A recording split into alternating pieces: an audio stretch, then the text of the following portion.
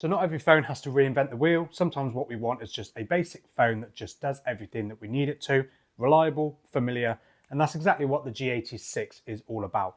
I'm not going to give you a spec heavy breakdown. I'm just going to go through in a more laid back setting what it's like to live with a Motorola G86 that you can pick up for about 250 quid at the moment off their website. Might be able to get it a bit cheaper on eBay. So let's dive in. If you want to know what struck me first when I picked up the Motorola G86 is that it feels like basically every other Moto G series that I've used in the last year or so. It's slim enough, not flashy, but definitely comfortable to hold. I mean, it's rocking that clean design Motorola's been sticking with for quite a while now, and honestly, I kind of like that consistency. For those, it can be a little bit repetitive and something that's difficult to distinguish between different models, but for some, you don't need the experimental changing of design from every iteration. Overall, I do like the design of these Motorola Gs? I suppose they are Gs, G series. You've got it's not even a faux leather, don't really know what you call it, but it's got like a material back to it. Nice and grippy if you want to use it without a case. It does come with one in the box. Hang on. There we go. So it comes with one in the box that matches the color of the phone. It's got some good protection and some raised edges around the screen and the camera housing. How durable the case itself is to drops, not too sure, but durability of the phone I'll get more into in a second. And when it comes to the display, this is definitely an area where the G86 seems a little bit more premium than what you'd expect from its price. And what you're getting is a large 6.67-inch POLED display with 120Hz refresh rate, HDR10 Plus support, and up to 4500 nits of peak brightness. A really nice sharp display, 446 pixels per inch, so it's really, really sharp. For watching YouTube, flicking through social medias, you really don't feel like you're on a budget phone.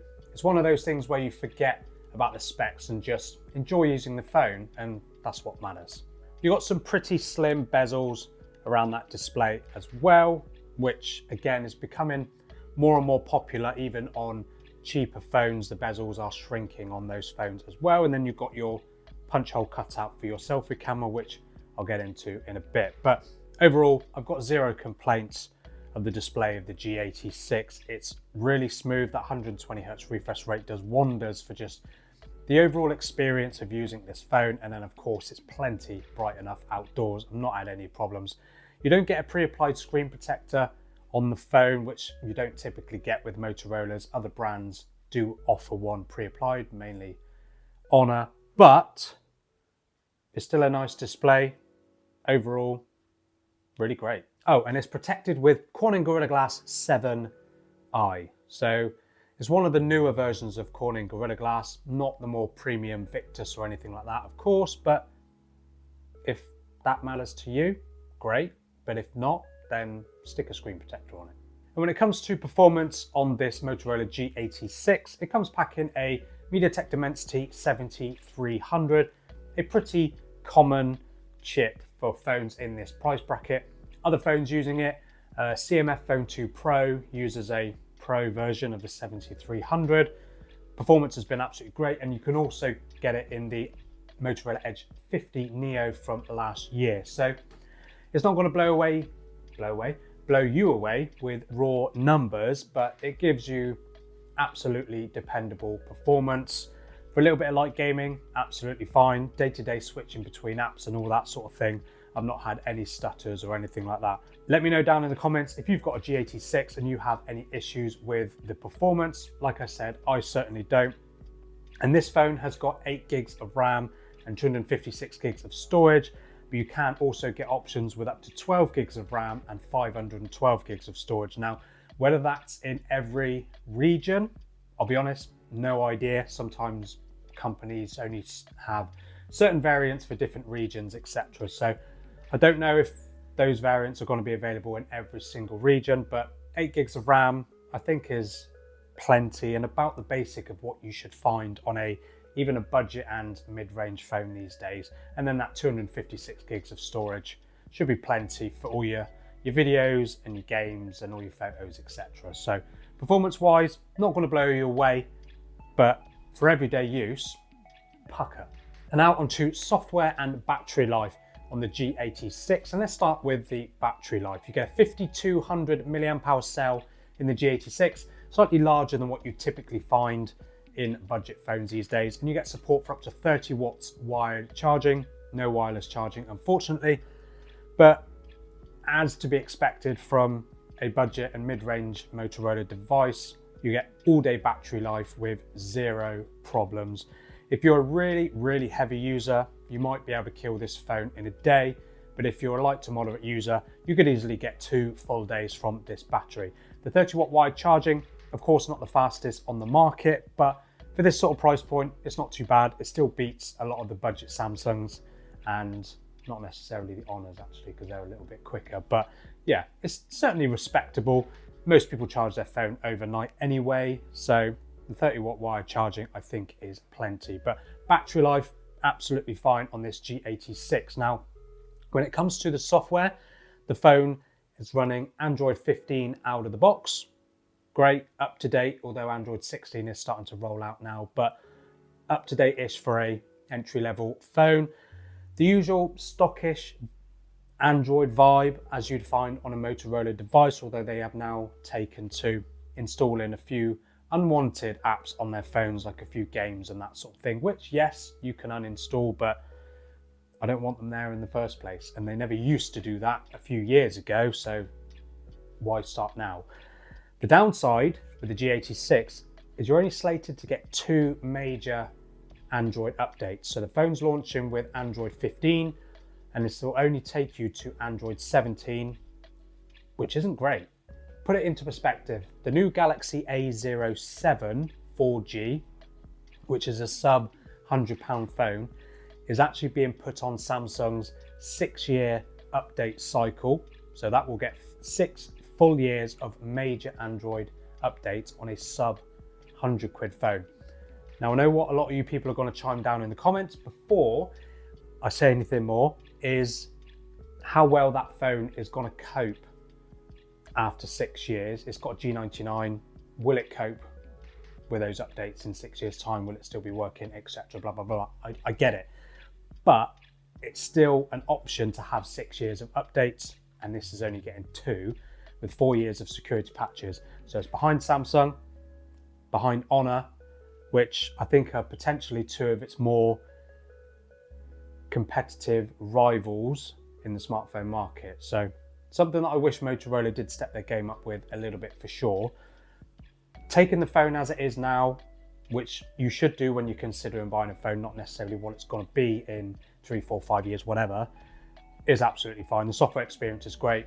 Usual customization options and all that stuff with your themes, your wallpapers, fonts. You can really customize it to how you want it to look. Overall, a great software experience if the support isn't as good. So when it comes to durability, the Motorola G86 comes with full IP68 and IP69 water and dust resistance, with support for up to resistance on these high pressure water jets. You also get military standard durability when it comes to drops, etc. So even without the included case on, you should get some really great protection on your G86. But if you want to keep it in nice nick, of course, chuck a case on it. And lastly, let's quickly touch on those cameras. And this is definitely another area that's just familiar.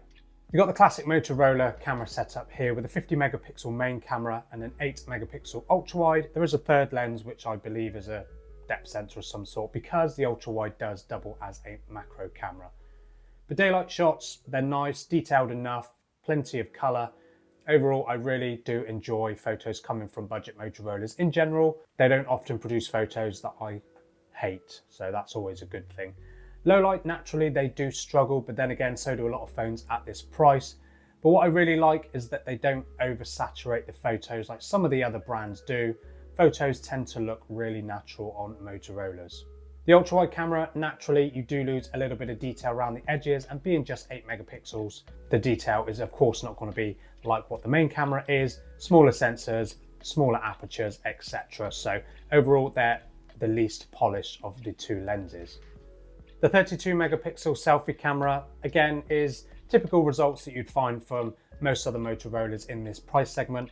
Photos come out nice, plenty of detail, subject separation in portrait mode does a good job. So overall, I can't really complain too much about the selfie camera. Lower light again with the selfie camera, naturally you will notice the detail drop, but overall, I think they're a pretty capable camera system in general. And video tops out at 4K 30 from both this front-facing camera and also the rear camera. So this is the selfie video coming from the G86. Do let me know in the comments what you think. I'm not outside, I'm in my studio-y type thing, so the lighting isn't the best. There's just outside, it's seeing how it handles those bright conditions. Doesn't look too bad on screen, but of course let me know down in the comments what you think. And then this again is coming from the main camera, the G86. Both of these samples are coming in at 1080p. Like I said, it does max out at 4K. So let me know down in the comments what you think. Obviously, can't see the other side, so I don't know what the quality looks like now. But again, I'm up against the window outside. So let me know what the quality is like. Let me know what the sound quality is like. And if you want me to chuck in a few more samples like this in my videos, definitely subscribe to the channel and let me know if you want me to do that. So let me know what you think of this video. Let's move on. So where does that leave us with the Motorola G86? It's, like I said, a very familiar phone in general, not just in terms of its design, but just everything about it. A familiar camera system that's reliable enough for most people. Performance, not going to blow you away, but it's absolutely fine for everyday use. Battery life has been improved slightly over previous models. And the screen is just, yeah, really nice, high quality PLED display. So overall, the G86 is a great phone. Now, it does fall behind slightly when it comes to software updates compared to the competition. But like I said, if you're just looking at the phone for what it is right now, 250 quid, I don't think you'll be disappointed picking up a G86. But be sure to let me know down in the comments what you think of this phone. Would you consider picking it up? Would you consider another Motorola phone? Let me know down in the comments. Subscribe to the channel if you enjoyed this video. I'd really appreciate it. And I'll catch you in the next video.